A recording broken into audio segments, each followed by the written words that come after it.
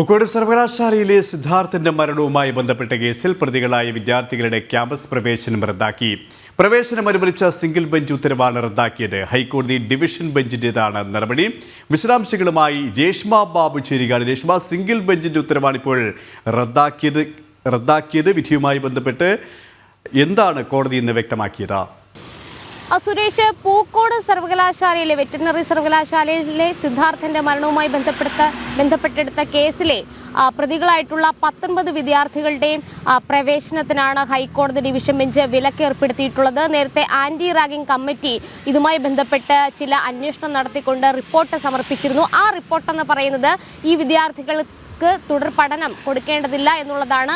ആ റിപ്പോർട്ടാണ് ഇപ്പോൾ ഹൈക്കോടതി ഡിവിഷൻ ബെഞ്ച് നിലവിൽ ശരിവച്ചിരിക്കുന്നത്. നേരത്തെ സിംഗിൾ ബെഞ്ച് മണ്ണൂത്തി ക്യാമ്പസിൽ ഈ വിദ്യാർത്ഥികൾക്ക് പ്രവേശനം നൽകണമെന്നുള്ള ഒരു ഉത്തരവ് പുറപ്പെടുവിച്ചിരുന്നു. അത് പിന്നീട് ഹൈക്കോടതി സിംഗിൾ ബെഞ്ചിൽ തന്നെ ഒരു റിവ്യൂ പെറ്റീഷൻ സർവകലാശാല നൽകിയെങ്കിലും അത് പുനഃപരിശോധിക്കാൻ സിംഗിൾ ബെഞ്ച് കൂട്ടാക്കിയില്ല. പകരം ആന്റി റാഗിംഗ് കമ്മിറ്റി ഒരു അന്വേഷണം നടത്തി തീരുമാനം കൈക്കൊള്ളട്ടെ, അതായത് ഒരു റിപ്പോർട്ട് അത് പൂർത്തിയാക്കട്ടെ എന്നുള്ളതായിരുന്നു സിംഗിൾ ബെഞ്ചിന്റെ നിലപാട്.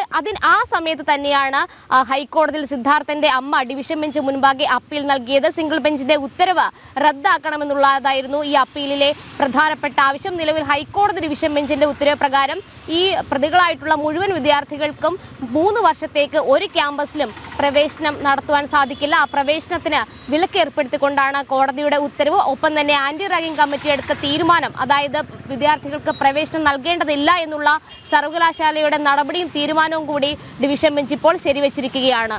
സുരേഷ്, രേഷ്മ ബാബുവാണ് വിശദാംശങ്ങൾ നൽകിയത്.